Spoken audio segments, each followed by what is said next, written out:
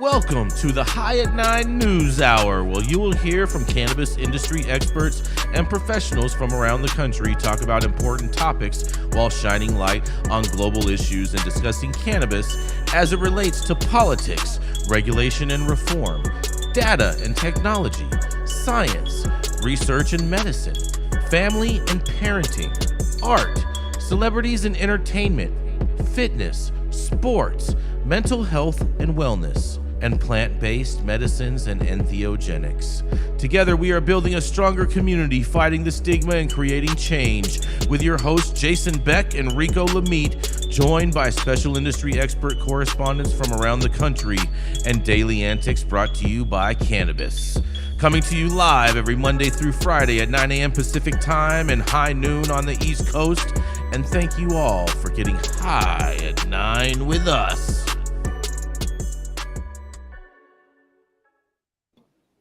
Oh, yeah, everybody. Welcome back. You are now tuned into High at 9 News. Thank you for joining to not only High at 9 with us, but also high noon on the East Coast. My name is Rico Lamitte. I'm the dopest dad on the street, and it's Tuesday, January 10th, 2023. Today is National Houseplant Appreciation Day because the best boof is grown on windowsills down in Texas. Peculiar People Day, a day to let your freak flag fly and share how weird you exactly are. Consensually, of course. And also Poetry at Work Day. In observance, I'd like to share a few haiku bars that I drummed up this morning. Jason smokes world's best. Dope dad follows the money. High at 9 News. Bitch. For everybody watching, please remember to like, follow, and share. Share, and follow us at High at 9 News across all social media platforms, and beat that subscribe button down like the cops. We are live on weekdays on YouTube and Twitch, audio only on Clubhouse. And if you choose Clubhouse, you can also participate in the show by raising your hand if you have a brief comment on the story presented. We'll be getting things started here in just a few, but first, we have this. You want to grow some of the best weed in the world? Then you must start with the best genetics in the world. Go to www.dnagenetics.shop to order regular, feminized, or autoflower beans. All of your favorite DNA genetics cultivars such as Kosher Kush, Skywalker Kush, and oh yeah, Chocolate Truffle Shuffle. Boasting more cannabis awards for their award-winning genetics than any other company in the world. Remember to go to www.dnagenetics.shop to see why our terps don't lie. Terps do not lie. But up first, it's the mink coat wearing, private jet hopping, Green Street wheeling and dealing, longest continuously operating retailer in the game when not holding down presidential cannabis tourism duties of when he's back home in West Hollywood. He's also been spotted by TMZ several occasions, pop politicking around the world with leaders in London, Mar-a-Lago, and Detroit, where they call him White Gucci. Coming to the stage first, and most likely smoking on the best weed in the world, y'all know who it is, Jason Beck. Oh, yeah, everybody. Good morning. Happy Tuesday, my friends. Today, I have a very fascinating story from back in the days, and I randomly found this tweet and with this story, so here we go.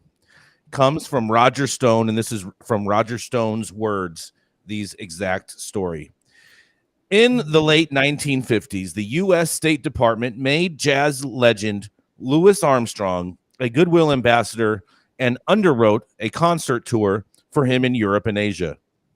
On his return from the first two tours, Armstrong and his jazz entourage were waved through customs without a search based on Satchmo's ambassadorial status and, of course, his fame. But when he landed in Idlewild Airport in New York in 1958, he was directed towards the customs lines. Customs agents had been tipped off that contraband was being imported into the country, and Armstrong joined a long line of travelers lined up for inspection. Unfortunately, the jazz trumpeter was carrying 3 pounds of high-grade marijuana in a suitcase. Once Armstrong realized he was about to be busted and it would cause an enormous scandal because he was traveling on behalf of the country, He began sweating profusely. Just then, the door swings open, and the Vice President, Richard Nixon, in step with his security detail, swept into the room, followed by a gaggle of reporters and photographers. Nixon, seeing an opportunity for a wire photo with Popular Armstrong, went up to the famous jazz musician and says, "Satchmo, what are you doing here?" Nixon asked with surprise. "Well, Pops," see, Armstrong called everybody Pops back then, and says, "I just came back from my Goodwill Ambassadors tour of Asia, and they told me I had to stand in line for customs." Without hesitation, Nixon grabbed both Satchmo's suitcases and says, "Ambassadors don't have to go through customs. And the Vice President of the United States will gladly carry your bags for you," Nixon said. While upon the Vice President of the United States mules 3 pounds of marijuana through the United States Customs without ever knowing it, when Nixon was told what happened by Charles McWhirter, who served as a traveling aide to Nixon and who heard the story from one of the jazz musicians' entourage, a startled Nixon exclaimed, "Louis Armstrong smokes marijuana?" Upon the jazz legend's death in 1971, President Richard Nixon recognized Louis Armstrong's incomparable contributions to Americana and his creative individuality. One of the architects of the American art form, a free and individual spirit, and an artist of World War fame, his great talents and magnificent spirit added richness and pleasure to all our lives, said President Nixon. I want to know what you guys all have to say about this, about Richard Nixon. I have so. Yeah. Why is Roger Stone a thing still? I mean, Roger Stone put out this thing. Roger Stone's been around for a long time, and I just found this story fascinating. Subscribe to his Patreon. Oh God, here we go. As racist as we know Nixon was, I'm sure, just like many others in his day, was listening to jazz music, but we also know the prelude to that is that jazz musicians were responsible for reefer madness, and exactly. Nixon was very much responsible for continuing that propaganda with his war on drugs.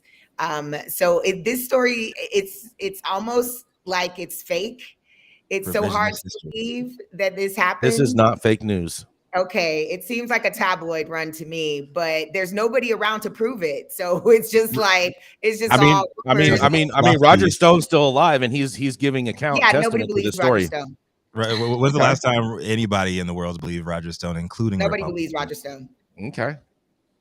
I don't know. I'm believing this story. I like it. I think Kanye believes Roger Stone. I'm just putting that out there. Who believes? I think Kanye is on Team Roger Stone. I'm just saying. Okay, probably. And Kanye does not count. We have given Kanye back to y'all. Like Kanye is no longer given. You have given Kanye back to us. Yeah. We traded him back. Him is a wrap. I don't know. Kanye's a champion, man. I don't know what y'all talking about. He lost the Kardashian Olympics. No, for real. Who's y'all, Nicole? I didn't want him in the first place, and I don't want him. I feel like I'm being profiled. I feel like I'm being profiled, Nicole. Anybody but us. He belongs to anybody but us. Yeah. Jason, what airport did this supposedly happen in? Where was LaGuardia. At LaGuardia? Yes, 1958 LaGuardia. Richard Nixon mules 3 pounds of marijuana in a trombone suitcase. I wonder if we can verify if he was in New York during that time. Can any of this be you got to think about it. It was brickweed back then. You know what I'm saying? So yeah, it's very easy to pack 3 pounds of brickweed into a lot of things. I mean, can any of this be verified, or is this just Roger Stone? Right. I mean, yes, because it was verified through his travel aide, who was tipped off of the story from one of the jazz entourages. Jason, here's the real question. Are you going to tell your travel aide that you're traveling with 3 pounds of weed when you travel? First of all, my travel aide already knows what time it is when I travel. I mean, you've traveled with me, Saman. You've been a travel aide on a couple of adventures. Shit. I'm like the resident mule. Yeah, I bet. Oh man, here we go. All right, we're gonna keep it moving. That was a fun little story. I hope you guys enjoyed. Yeah. Hope you guys enjoyed that. Something new, something different. But coming up next, it is the dope dad himself. That's right, Rico Lamitte. When Rico Lamitte is babysitting, he often will sing Frozen. That's right. Let it go. Let it go. He may even put on a tiara to dance around. But I'll tell you what, he'll do the same damn thing when he's teaching grown-ass adults how to sing at their TEDx conference while they sit there and whine about all the things that they've been through and all the challenges that they've overcome and how great they are. That's right. It's a lovely melody brought to you by TEDx. It is the dope dad himself. That's right, Rico Lamitte. I'll tell you what, Jason, you might have half of that right. You know, I don't need to switch it up. I'm too old to be switching up for anybody. The tiara part I had right. Tiara don't fit on my head. So, you know what I'm saying? She has plenty of them on over here, though. Just keeping it real. But anyways, my headline today is from Bloomberg by Tiffany Carey. Tilray may move into fruit and beer as cannabis legalization stalls. 2018 seems like just yesterday. Everything was looking up for a newly industrialized cannabis industry, shady backdoor deals between illegitimate fathers of legal weed and soon-to-be former California governors lifted the 1-acre cap size on cultivation, leading to the birth of mega farms and big box corporate weed in America as we know it. The CBK invasion had begun. That's Chads, Brads, and Karens, everybody. And all eyes were on Canada. America's hat seemed to be a natural fit to come down and groom a young, unrefined American cannabis business landscape ripe for the picking. Publicly traded Canadian giants Kronos Group, Canopy Growth, and Aurora Cannabis stock prices soared as investors speculated they'd soon dominate America too. With pro-business Trump in office, federal legalization was all but certain to be right around the corner. Then in July 19th, 2018, the unthinkable happened. Tilray made its NASDAQ debut, the first pure play cannabis company to go public on a major U.S. stock exchange. They'd soon become a major player globally with major operations in 10 countries, and the market loved it. Tilray IPO'd at $17 a share and skyrocketed over the next few months to an all-time peak in September that year, just over $214. Well, that was then. A series of overconfident missteps, oversupply in major markets, and lack of legislative movement in European and American markets beat the entire industry down globally. But the crash is a lot steeper when you're as high as Tilray was. Today, it's trading at $2.76, down 93% from the historically hyped highs of 2018. With safe banking looking like yesterday's news, an aloof American president who'd rather dump hundreds of billions of dollars into proxy wars than boost his own economy, and federal legalization still a big question mark as to when it'll happen and what it'll look like, Tilray's making a pivot to finally stop years of bleeding and taking its talents, at least for now, into fruit and beer. In Monday's fiscal Q2 earnings call, CEO Irwin Simon said lack of U.S. political action made him believe federal legality is no longer happening in the near future for the United States. He blamed his stalled European efforts on supply chain issues caused by the Ukraine war. And Tilray plans more alcohol company purchases to build out its U.S. distro network in hopes it'll one day be used for cannabis. In a half-assed humanitarian plea on the call, Simon said, "There's food shortages in the world of lettuce, tomato, strawberries. If we have overcapacity, how do we start growing fruits and vegetables at some of these facilities and supply food to the world?" To the world, Craig! Per the article, analysts on the call questioned what kind of margins the company could get from quote-unquote branded vegetables and whether it should reduce its growing capacity instead. The company's main goal is still growing cannabis, and this would be a temporary bridge, Simon responded. Facilities could be converted back should the U.S. or Europe legalize and allow exports from Canada, and Tilray could also strike deals to cultivate for other Canadian companies. Tilray looks forward to the day when it will use all of its facilities for cannabis, but it doesn't make sense to mothball them and have them running below capacity until then, end quote. Surprising to no one, Tilray shares fell another 4% after the call. So, I ask you all, is it a smart move for Tilray rather than selling off assets, their shift into fruits, veggies, and beer? Or will its greed and unwillingness to let go of long-term strategic real estate lead to an untimely demise? My name is Rico Lamitte, the dopest dad on the street for High at 9 News. What y'all think about this one? What do you think, Jason? Is Tilray making the right move here? I mean, Tilray got to do something. If you just saw their last numbers that came out, they got to switch something up. I would expect to see this in more companies. I don't know exactly about the fruit play, but I think definitely these companies, these large MSOs and folks, have to figure out what to do with their assets. They're not making the money. They're barely breaking even. They can't pay their taxes.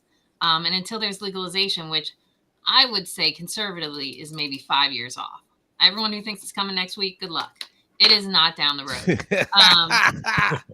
These people have to figure out what they're going to do. And until real money is invested in trying to actually legalize instead of listening to Chuck Schumer and his stupid promises, nothing's going to happen. Yes, these companies need to find other ways to keep their assets and be lucrative instead of just selling everything off in a fire sale. We do have Dr. Felicia from the Clubhouse audience to speak on this. Do you have some on this, Dr. Felicia? Yes, I do. Hey, everybody. Good morning. It's a brilliant idea. It's a brilliant idea. Pabst Beer did the same thing when alcohol prohibition came in.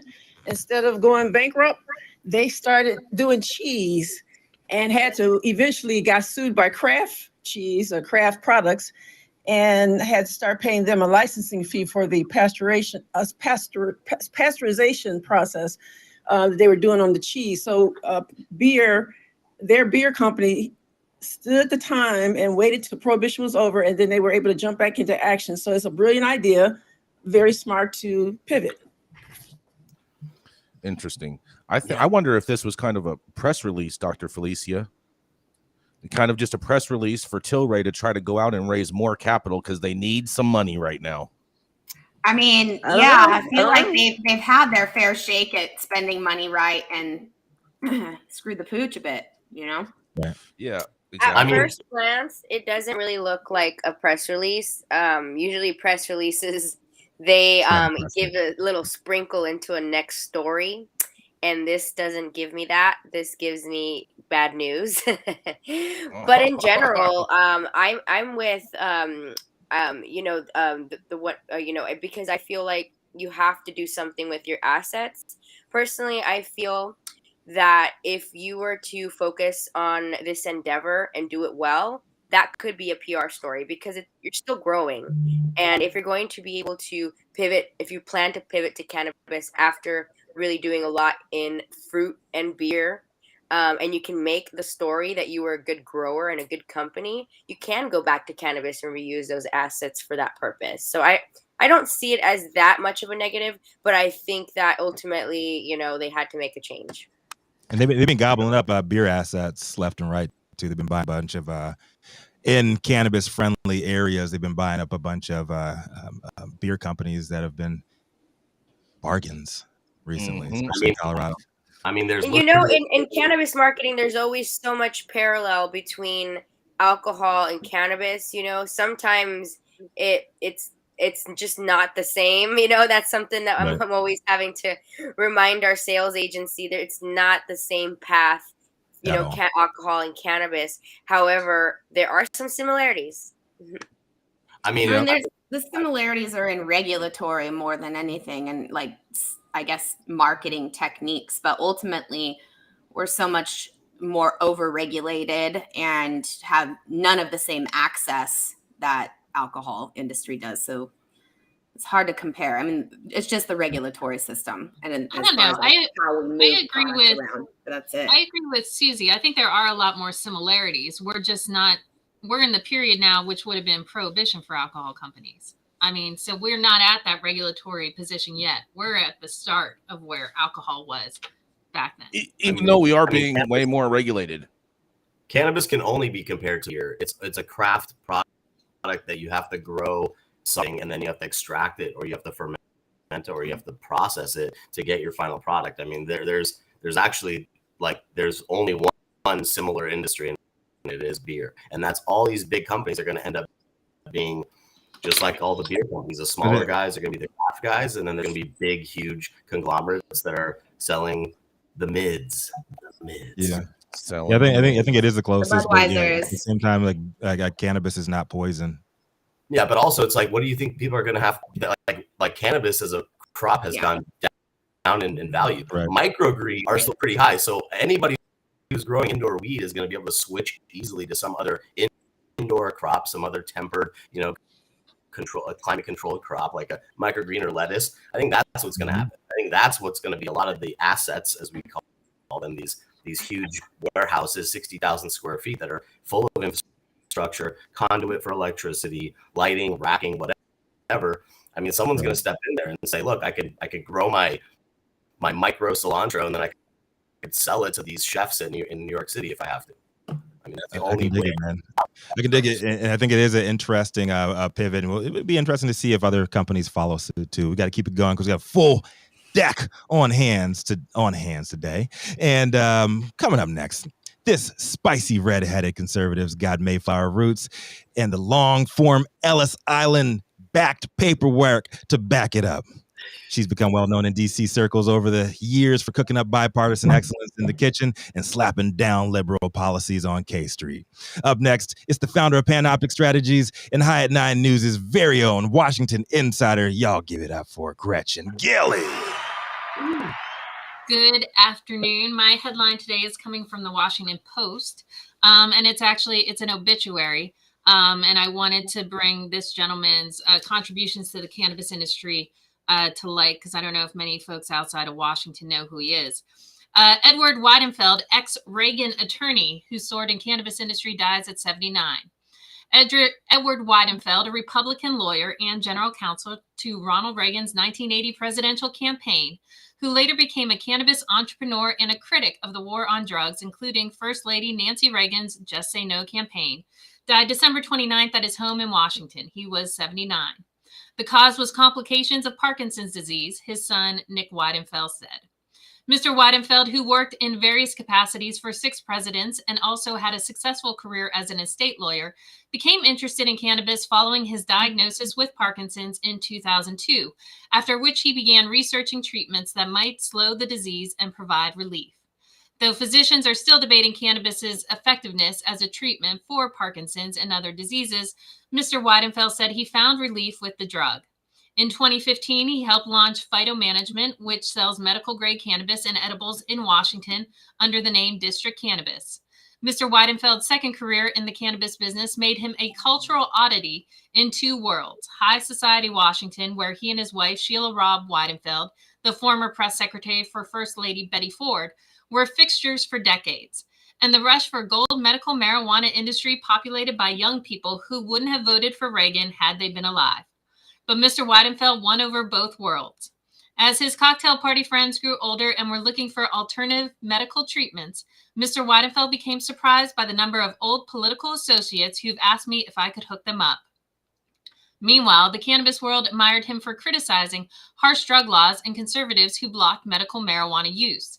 In podcast appearances and interviews with industry publications, Mr. Weidenfeld said the Just Say No campaign and the broader, almost nuclear battle on drugs was a mistake, particularly with marijuana. It demonized the substance, which had tremendous therapeutic potential, he told the Cannabis Business Times in 2020, and was used as a means of social control over people of color and immigrants.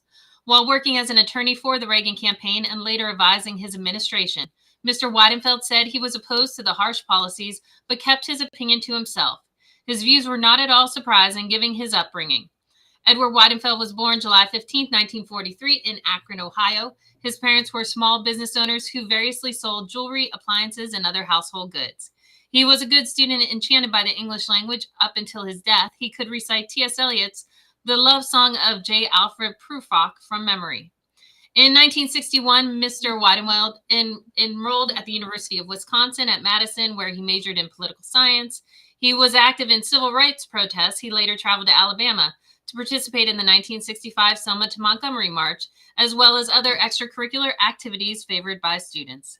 Mr. Weidenfeld told the Lit and Lucid Cannabis podcast in 2020 that you could get beer in the student union and weed, not as regular campus varietal, but if you set out to find some, you probably would, which might help explain how he acquired the views that he kept from his Reagan colleagues. It was not an anti-weed sentiment that changed, he told the podcast, but it was a respect for law that limited my personal exposure, and that's probably enough said on that subject. Mr. Weidenfeld graduated in 1965 and attended law school at Columbia University in New York, where he met Sheila Robb, the daughter of Maxwell Robb, who served as White House cabinet secretary for Dwight D. Eisenhower and was Reagan's ambassador to Italy. They married in 1968, the same year he received his law degree. After working as a TV producer, Mr. Weidenfeld's wife was hired in 1974 as Betty Ford's press secretary. Her connections in the Republican Party helped Mr. Weidenfeld ascendance in politics, beginning in 1972 when he served as counsel and staff director for the House Committee on Interior and Insular Affairs. 8 years later, he became general counsel to Reagan's campaign. Mr. Weidenfeld, like many Washington insiders, bounced in and out of government throughout his career. He was working as an estate lawyer when he was diagnosed with Parkinson's. Cannabis, he said, relieved his symptoms, especially the anxiety he felt over the disease's debilitating progression. When you've got a degenerative disease and there's something that makes you laugh and takes your mind off the disease, that's what's medically beneficial. Mr. Weidenfeld's self-medicating turned into a business by happenstance. In 2010, at his son Nick's 30th birthday party, he met Andres Kirschner, who had a degree in sustainable agriculture from the University of Maine and cultivated medical-grade cannabis at a warehouse in California. Kirschner wanted to start a medical marijuana company in the D.C. area, and Mr. Weidenfeld, now looking to wind down his private law practice, was an ideal partner with decades of experience navigating the corridors of government. After co-founding what became District Cannabis, Mr. Weidenfeld and Kirschner expanded into Maryland. Kirschner said Mr. Weidenfeld was active in every aspect of the business, from growing to marketing. He was like an elder statesman when he walked in the room. In addition to his wife of Washington, Mr. Weidenfeld is survived by his son Nick and another son Daniel, both of Los Angeles, a sister and 3 grandchildren. His sons became TV producers, and Nick was formerly president of programming for Vice TV, which produced a cooking with cannabis show called Bong Appetit. In 2017, Mr. Weidenfeld and his family appeared on an episode featuring a Shabbat dinner prepared by cookbook author Joe Nathan, matzo ball soup, challah, and roasted chicken, all infused with various forms of cannabis. He is a gentleman that is well known in Washington circles. I don't know how well known he is outside of D.C., but that there are many folks in Washington who have to sadly play the game of politics and stay silent at times. But there is a great love of this cannabis, and folks should understand that there are ways to get things done other than growing illicitly on a hill on the mountains in California. This is Gretchen for High at 9 News. Hey, Gretchen. Yeah, but there's certain things that rich white men can do that others just can't. And the majority of legacy growers are not rich white men. And so, I love that cannabis helped him, and he used it medicinally. I wish he would have been more vocal about it. I guess it was like known, but it was like an unspoken unknown that they just knew that he used it because it helped with his disease. But he benefited because he had the money and he had the resources to be able to invest in the space. Well, and I would say, like he said, he did not speak out when he was in the administration back in 1980, and I can see that. But in 2002, yes, he's been pushing cannabis for the past 20 years. I'm torn on it, and I'm always gonna be torn on it because everybody has their own story, they got their own background. I can't act like I lived in their shoes. However, you know what, he has done good later on in life, but people died because of the shit that he stayed silent about. Period. Didn't I just hear that he participated in the civil rights movement and was, marching for rights too? So he did some good. He did good. He did some good. It's not my place to judge. At the end of the day, but I will talk shit and be talking shit about him. I'm like, at the end of the day, you have to be able to allow people to evolve. Okay? Always. People change, people grow. You don't think the exact same way when you did when you were a kid. I don't support this concept, this idea in this industry that if you are not all balls in activists, willing to die for everybody and their cousin, that you don't care. I mean, it's not that. That drives me nuts. It's not that at all. People have different relationships with the plant, and they're willing to push it forward in different ways. Yeah, but this guy was part of the administration that enacted the Drug Abuse Act in '86, and if you wanted to memorize something, you should probably memorize that. And for you to say, Gretchen, that that's how it is. That's how politics is. Look, these are people that are like supposed to help the citizenry. And for the silent, that doesn't help anybody. That helps them. That helps them. That helps. Yeah, and like Nicole said, like to be in that position, I'm glad he could be in that position because so many of us don't have we don't have the privilege to evolve, right? Where we're just written off for the rest of our lives because of mistakes we made when we were minors, right? So you just gotta keep it from that perspective as well, and you'll understand. Like I'm always gonna be torn on shit like this. Like yeah, they did great work like later on in their life, but when they were young and they were silent, when shit went down, like. Was that a commendable thing? It's just like what's his name? Dick Cheney. Like Dick Cheney before he was anti-LGBTQ before he found out his daughter was lesbian. Like and then he's like, and he still didn't speak out. He still didn't speak out under the Bush administration. He said straight up, like that's the position of the administration. There's nothing I can do about it. That was basically his response to that. Right. So I think that it can't help but to reflect on the comment you said about. Activists, like not everyone can can go hard and become full activists. I think that activism sometimes isn't so much of a choice. I think like we touched on before, the privilege one gets to stay silent, right? I think activism, a lot of folks are pushed to be that way. A lot of folks really are on the line and it is life or death and they have no choice but to speak out. So I think that, speaking out or not speaking out is definitely a choice and it comes from a stance of privilege. I think he made that choice to protect himself, but knowing that people not in the same position can are benefiting but are being demonized for it, and he was definitely in the position of privilege to stay as silent as he was, but there was still good from it, right? There was still good that he did provide. And I think, after his death, we're still talking about it. And I think that is going to have a lasting legacy. I mean, I think one other thing I'd like to say, and I know we got to move along, is that I think we also need to look at the times in which people lived and what the political climate for some of these things were. We're talking about 1980. When I got into the cannabis industry in 2014, I had plenty of people in Washington tell me they could no longer talk to me. They could not associate with me, that I was dead to them now that I was in cannabis. And that is 40 years later. I mean, can you imagine what it was like if this guy keeping quiet kept him in the room and kept him a part of the decision? And I know that people don't see the value in that, but I was going to touch on that, Gretchen. That's exactly how many people in Nazi Germany were silent in the room with fucking Hitler? Rico, this is totally different off the topic of what we're saying, Rico. But the reality of it is, it is. Whoa, hold on. Because the reality of it is this: is that sometimes there's key people that are trying to make moves that actually make better things for those types of things to actually happen. And those people have to be in the room and they have to remain undercover, because otherwise, if they get exposed in certain ways, they'll be chastised and rejected and kicked out of the room and unable to steer the ship in any way whatsoever and have any influence on anything. Yeah. John Boehner's a perfect example. John Boehner, look. Or any other Republicans in Donald Trump's fucking administration, right? No, John Boehner was pre-Donald Trump. Like John Boehner was pre-Donald Trump, and John Boehner was the reason that the Rohrabacher Amendment was able to go up for a bill, up for a vote in the House. He was the first House Speaker to allow that to go for a floor vote. Yeah. And so we do have to commend him for that. Okay. And we have to allow people the ability to change. But we got to run this commercial. Thank you so much for that.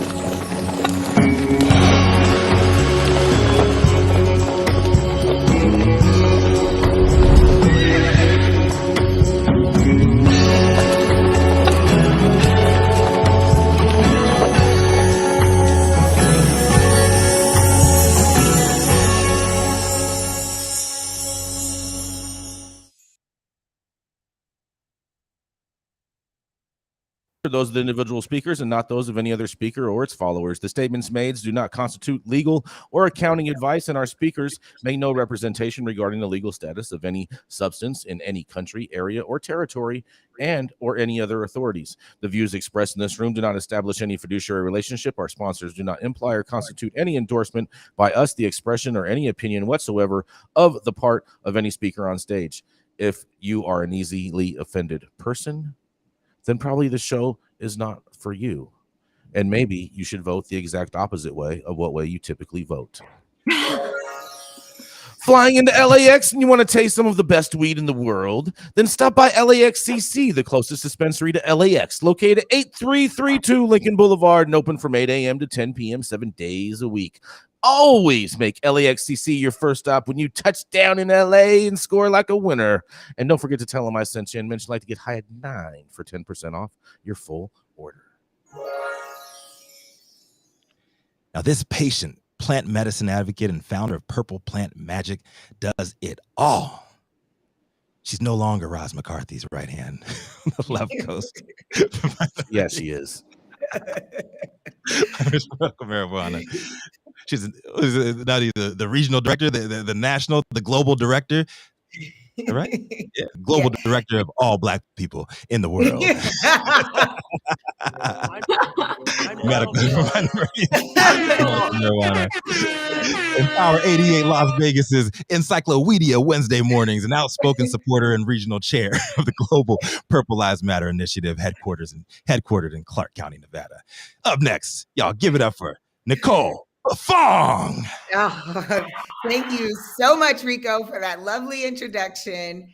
Yes, I am now National Program Director for M4MM, my fam. So shout out to my M4MM family. But this story today is about Curaleaf and its corporate social responsibility initiative. So it's cannabis companies Curaleaf's first impact report shows strong equity commitment. Through its Rooted Good initiative, Curaleaf prioritizes sharing wealth and opportunities with those disproportionately impacted by the war on drugs. Sounds good. It was written by Anoa Changa. It does not sound like a press release. I read through it. It did not read like a press release. But of course, the timing is interesting with the news that came out about Curaleaf last week and their connections to oligarchs.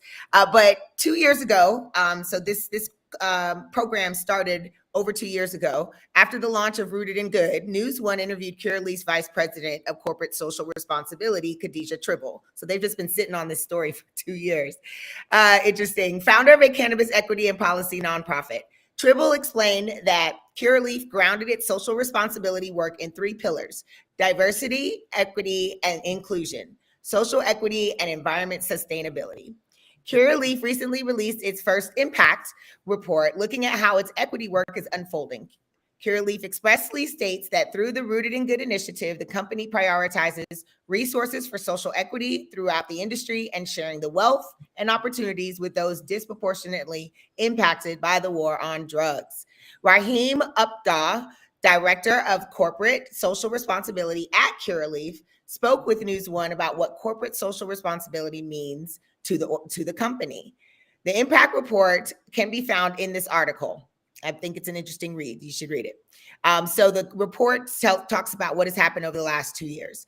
CSR is about aligning the resources of a company to benefit not just the company, but the populations of people that they serve, the communities that they're working within, and the employees that work at the company, Updaw said. It's about trying to make sure that we're doing good for all these stakeholders and not just doing good for just shareholders. At the end of the day, it is about trying to figure out how we bring value to everyone through our work, through our company. Part of this work includes capsule collections, highlighting diverse brands and a dedicated supplier diversity program. Through its 420 Diverse Suppliers by 2025 program, Rooted in Good has partnered with Black-owned cannabis brands like Rolling Bouquet, shout out to them, a specialty rolling paper company. We have a history of inequitability allocated resources in this country, and that is only exacerbated when you have a cash-intensive industry that people are looking to enter, he said. Until there is access to banking, traditional loans, being able to go to your local small business office and ask for help opening a cannabis business, it will be more difficult for social equity to be realized, for minority ownership to be realized. You know, I have mixed feelings about Curaleaf. This Rooted in Good initiative sounded good when it came out 2 years ago. And full disclosure, M4MM, of course, was able to facilitate some of its programs using this grant that was being given away by Curaleaf. But I also realized over the last 2 years that no program is perfect. And not even ours, right? We've had our bumps, and we've learned along the way on how to make it better, and how to get better, and how to serve our community better. Because at the end of the day, that's what it's about. So not trying to do a shameless plug, but I think that Curaleaf is trying to fix its, let's say, its perspective within the community, and try to have better headlines. And I think that this was a piece that did just that. So, but I appreciate the report. It's an interesting read. If you have time, you should read it and see who benefited over the last couple of years from some of this funding. Oh man, who benefited? I'll tell you what, who benefited. Adam, can you throw up? There's some pictures because Curaleaf's logo is super interesting.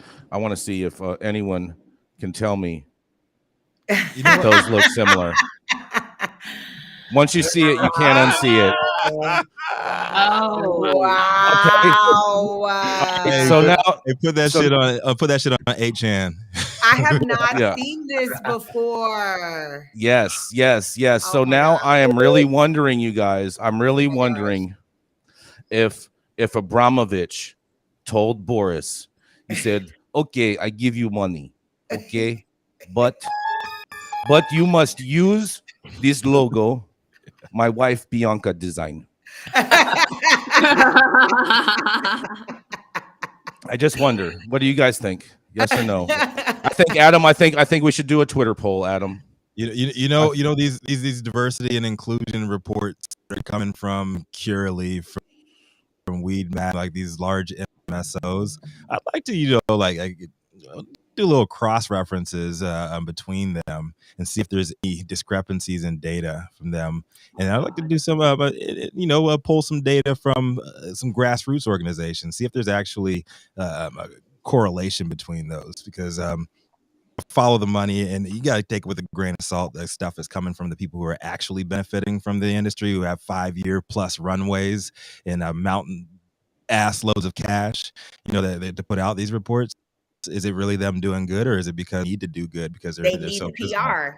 Absolutely. Right. And another thing is, there's 2 different type of corporate sponsorships out there for nonprofits.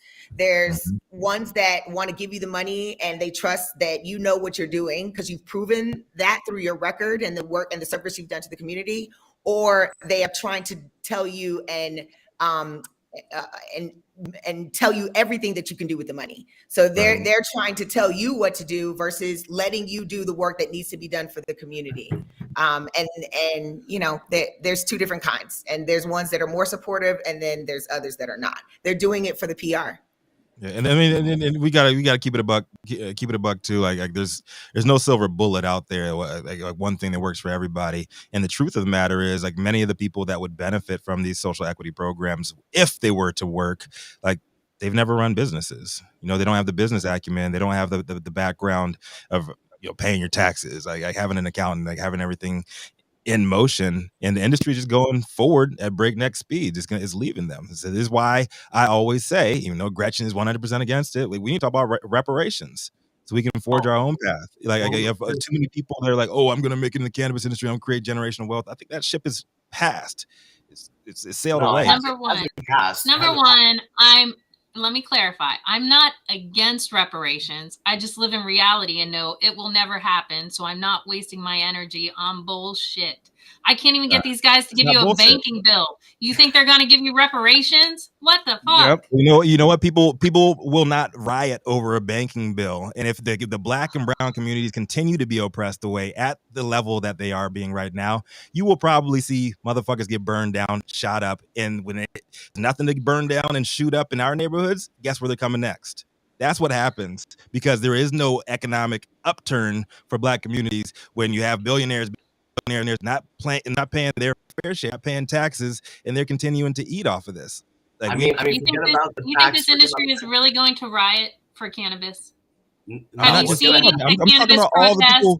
I'm talking They're about all half the people asleep and a half hour into it. state, from city to city, from state to state, all these people who have been lied to by people in power saying, "Oh, you can make it. Did you live in this zip code from this point, from this point to that point? Yeah. You can have generational wealth." How many people actually are getting through and getting those licenses? How many people No, are they're getting hosed. making money? Yep. Yes, And They're getting getting hosed. their time They're going wasted. into further debt than they were before. Exactly. They're getting their time wasted, and it's a bunch of bullshit. You know what? You know what will put money in their pockets? Cash fucking reparations. listen, Period. Here's the deal. Here's the deal. People like here to leave a bad taste in everyone's mouth because what it takes in this business is not business acumen.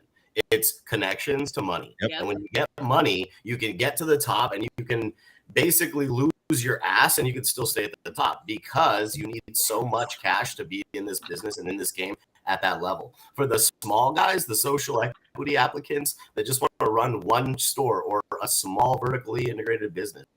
I mean, look, to be honest, some of the best business guys are some of the guys on the street that didn't go to Harvard, that didn't go to an Ivy League, and they're able to create crazy conglomerations of basic business on the street because that's simple. It's economics, and 1 + 1 always equals 2.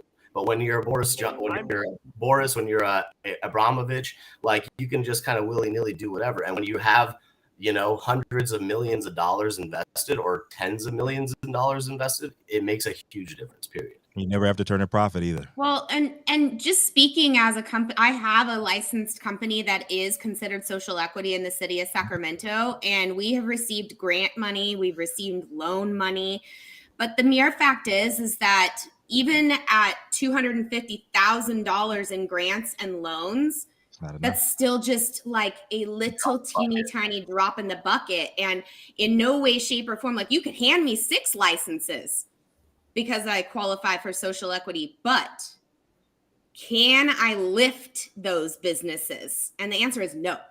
Right. The answer is no. You can. Right now, my down. partner Just not work. Manndie is getting ready to open a dispensary here really soon. And it's like the worst possible timing to open a storefront in our city. Right. How is that a blessing? I don't know. Social equity is not going to save this industry. You want to save this industry, you need banking. You need access to capital. You need money.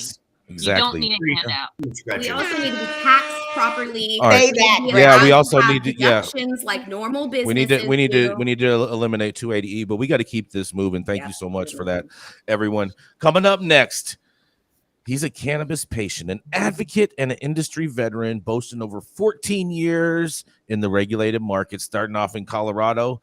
And he's a product formulation specialist that reminds all women to say hello again.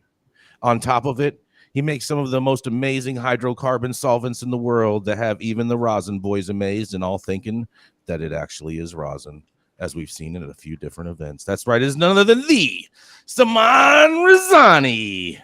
Thank you. Hello, people. Today we have an interesting article about enforcement. From our neighbors to the east, Connecticut. So here we go from Bob Wilson. How Connecticut State Police plan to catch those driving while under the influence of marijuana. Hartford, Connecticut. If a driver is operating a vehicle while under the influence of alcohol, the traffic stop is relatively straightforward. But if an officer administers a breathalyzer test to someone who has used cannabis, the driver will blow a 0, as we all know. Instead, police must lean on science to determine if someone is under the influence of cannabis. After someone has been arrested, police call in a drug recognition expert who then uses a 12-step process to determine what drug someone may be under the influence of, according to Sergeant Christine Geltema with the Connecticut State Police. Officers may also rely on ARIDE, which stands for Advanced Roadside Impaired Driving Enforcement, as a field sobriety test for cannabis. In Connecticut, drivers can have up to 5 ounces of marijuana in their vehicles. However, that has to stay in their glove box or trunk. As recreational marijuana sales become legal in the state on Tuesday, driving while under the influence is something law enforcement officers will be on the lookout for. Doctors at the Yale School of Medicine suggest slow doses small doses when using recreational marijuana, even if you're an experienced user. Unlike alcohol, THC can be smoked, eaten, or absorbed through the skin. Each of those methods change the intensity and the length of the high. So someone who is used to thinking about marijuana as having effects that last maybe 45 minutes or an hour by smoking, and then they think the same applies to consuming an edible, Dr. Deepak Cyril D'Souza said, it's very different because the body absorbs and metabolizes it differently. So the effects can last much longer. He said there hasn't been much research about what happens if a driver smokes marijuana and then gets behind the wheel. We all know. Someone may have one drink and think one drink is fine and then smoke a little weed, which in itself may be fine, but the combination of the two may have additive effects or synergistic effects on driving, D'Souza says. Whether under the influence of alcohol or marijuana, the penalties and dangers of DUI are the same. That's Saman Razani reporting for High at 9 News. So, big congrats to Connecticut too. We gotta start with that too, man. Big congrats to Connecticut. Yeah, big congrats. But this has been a topic for so long. I mean, we've talked about this, and look, they have like consultants, drug recognition experts. I mean, right. Hold on. Chris Eggers, who's on the show on Mondays, was a DRE, and I got pulled over one time, and the cop told me that I had smoked weed because my tongue was green, and these DREs are taught that if you smoke weed, your tongue turns green. That's crazy. What if you ate a Starburst or like some kind of candy right before that? Like, come on. First of all, the smoke is not green. I trust me, I'm as baffled by it too. But all I can tell you is that if you do smoke cannabis and drive, make sure you don't have like a sour apple Charms blow pop right before you get pulled over. I mean, I was going to take it somewhere. That will make your tongue green. Slurpee. Yeah, that does make your tongue green too.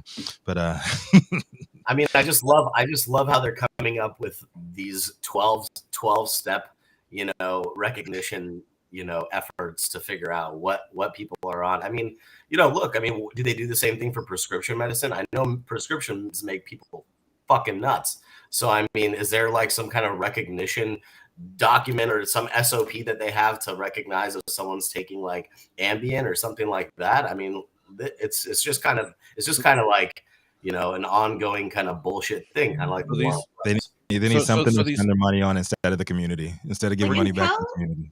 Yeah, until we have an actual, reliable, in the field test, a device that is been tested time and time again that can somehow magically detect when this person consumed cannabis and did it happen within the last 60 minutes before they drove. Right. I mean, good luck. Yeah, I think by the time they get a reliable machine, it'll be like 5 years from now, and all the cars gonna be autonomous anyways. You might as well smoke and hop in the back of your autonomous. Hold on, Rico. These are called. Rico, these are called. How long have cars existed and weed's been around? We've been smoking and driving for how long? Exactly. Rico, hold on. These guys are called DREs, right? Drug recognition experts, right? Just so, do you think that before their shift, like they all play "It's Dre Day" before they go out? The motherfucking DRE. Keep your exactly. They get hype. They get hype in the locker room before they go and hit the beat. But we got to move, Rico. You ready? Let's do it. We have a new one. I need the bio. No. You're on Manndie. Oh shit, my bad. I'm coming. All right, you guys. We're getting there. We're getting there. All right. So up next, we have. There we go. Northern California-based pop product extraordinaire and serial cannapreneur known for blazing trails and doobies alike at Camilla, Canagram, Canamami.org, and the Women's Canna Awards competition. An Emerald Cup edibles judge that knows no boundaries, forever searching the globe for the perfect cannabis and psychedelic edible experience. A restless crusader for female entrepreneurship on a mission to show the world cannabis, motherhood, and executive lifestyle do in fact, go together. Come to the stage next. Y'all know who it is. Manndie Tingler. Hello. Good morning, everybody. Good morning. Good morning. Today's article comes from Arizona Central. And this is a follow-up to a story that we've talked about in the past, but it's the closure of a very important precedent-setting case for women who use cannabis during pregnancy. And this is a cause that's near and dear to my heart. I also wore my Hug Dealer shirt today because I'm so excited about this one. The headline is, Pregnant Woman Uses Medicinal Cannabis Does Not Belong on Child Abuse Registry, Supreme Court Says. An Arizona woman who used medicinal cannabis to combat morning sickness during her pregnancy will have her name removed from the state's child abuse registry. The order from the Arizona Supreme Court on Thursday means Lindsay Rigel will no longer be listed on the confidential registry, which limited her job prospects since she was placed on it in 2019. It also could have broader implications as medical cannabis use is likely to be treated legally as a form of child neglect. It's so magnificent, Rigel's attorney, Julie Gungle, said of the single-page order from the High Court. My client has been suffering for 4 years fighting the uncertainty of this case. The Supreme Court declined to accept an appeal from the state's Department of Child Safety, which defended its decision to list Rigel on the registry after her newborn in February of 2019 tested positive for cannabis. The department was on the losing side of a unanimous decision from the Arizona Court of Appeals last April. The 3-judge panel found Rigel's cannabis use was lawful and did not amount to child neglect. Rigel worked for DCS at the time of her pregnancy and found herself not only accused of child neglect, but also out of a job. Neglect and abuse charges can trigger a person's placement on the registry, which employers use as part of background checks on staff who work with vulnerable children and adults. Anyone placed on the list remains on it for 25 years and has prompted critics to label it as, quote, a blacklist. Rigel argued that she had a medicinal cannabis card issued by her doctor who knew she was pregnant. Rigel said she used the substance to ease morning sickness symptoms. The appeals court noted that Arizona's Medicinal Marijuana Act says cannabis use must be considered the equivalent of the use of any other medication under the direction of a physician, and concluded Rigel did nothing wrong. That ruling last year reversed a string of previous legal decisions that had found Rigel had neglected her child. Rigel was not immediately available for comment Thursday, but in an interview last year, she said her son was doing well and that since being placed on the registry, she was having a hard time finding a job. Gungle said that Thursday's order should make it easier for Rigel to find work. It also sets a higher standard for DCS if it wants to claim neglect when a pregnant woman uses medicinal marijuana under the rules established by state law, she said. For example, DCS would have to prove marijuana was irresponsibly put in a child's harm's way, she said. This is of national import, Gungle said. While other states have medicinal cannabis issues related to child welfare cases, none of them have won a court ruling as clear that handed up by Arizona Court of Appeals, she said. Dozens of groups filed a friend of the court brief in support of Rigel, from National Advocates for Pregnant Women, the Academy of Perinatal Harm Reduction, and the National Coalition for Child Protection Reform. Numerous doctors and the comedian actress Amy Schumer, who has spoken out about marijuana use during pregnancy. So guys, this is huge. This is a huge piece in history for women. This is a huge moment for us to be taking back our rights, our bodies, and legislation is now backing it. So if you are pregnant and you need to manage any sort of anything, go get that medical card to cover your ass, please, and then feel empowered. This is Manndie at High at 9. Thank you, Manndie, for that story. And I'm so happy for this mother. I don't know if there's any attorneys in the audience, but I wish that she could go turn around and sue for loss of income, slander, emotional pain and suffering. That's what I wish for her. She probably will. I mean, this is, she has every right to go back and sue for these things. I mean, just a couple of weeks ago, we had an article shared about a firefighter who was taken off of the job and sued and won, and not only got a big fat settlement, but also returned to his job. Yep. Yep. Real quick, Dr. Dreyer's research is fascinating. Thank you, Nick Bradley, for bringing this up and making sure that I add this to my reading list today. I had not heard of it before, but Dr. Melanie Dreyer, Dreher, look that up, folks. It's a very interesting read, and it's something that you should have in your arsenal as an advocate whenever somebody talks about what about the children.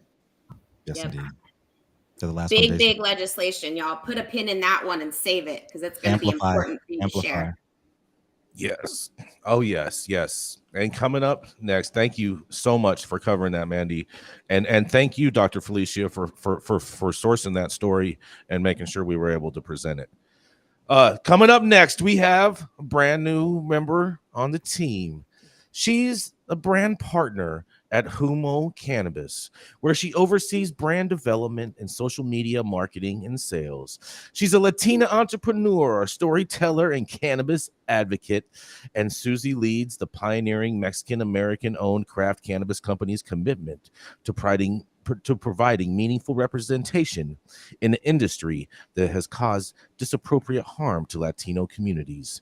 She was also named as a cannabis power player as 40 under 40, and she's also the owner of Humo Glass, an American glass company. It is our first time having her up with us today. It is Susie Plascencia. Hi there. Good morning. Thanks for having me. So today's news story comes to us from thestreet.com.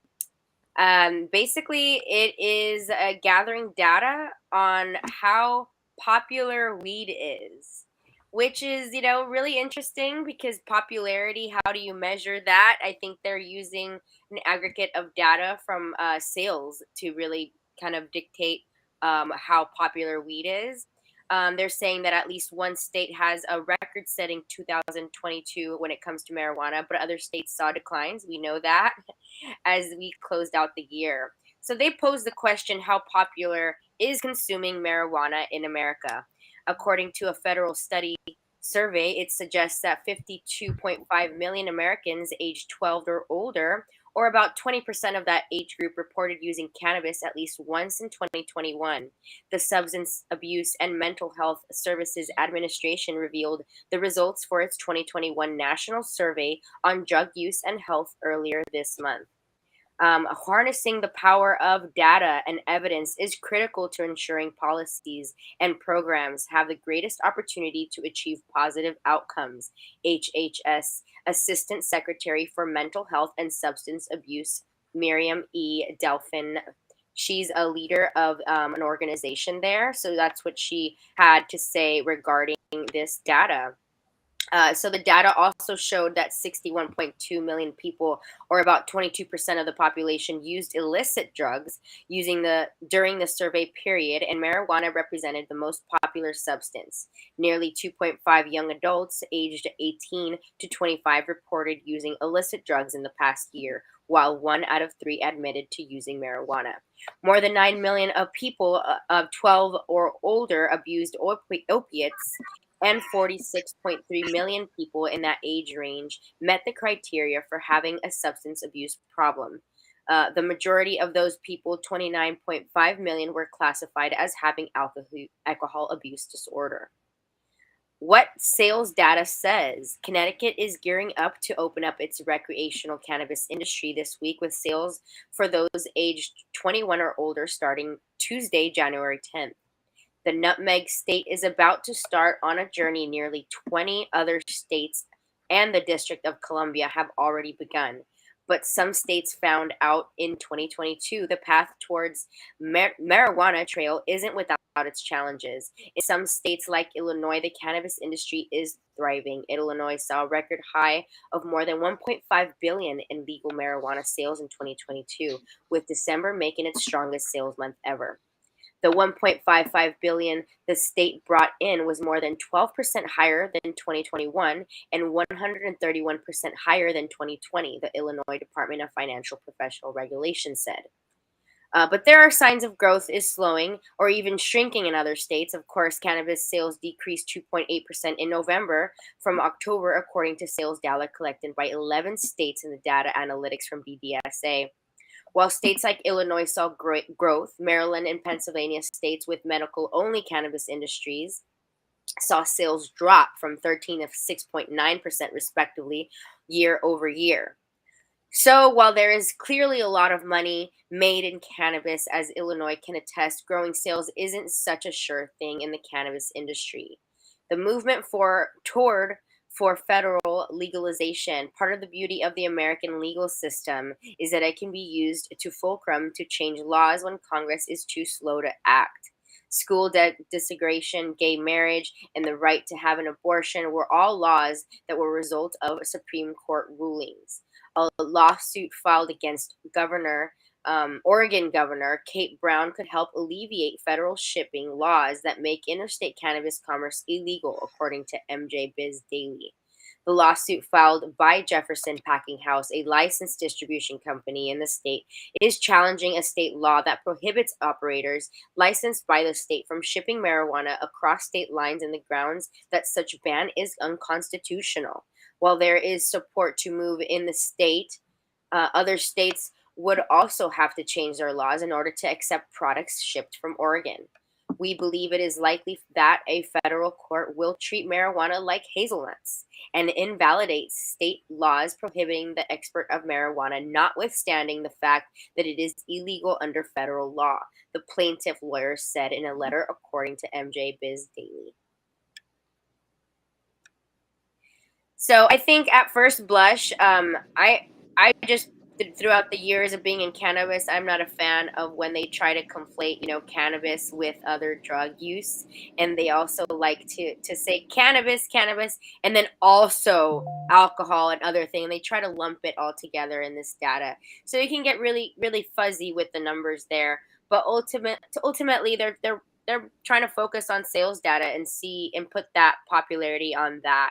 So, and I think what's most interesting here is that they really talk about, the woes in legalization, but push that people can push for legalization outside of that.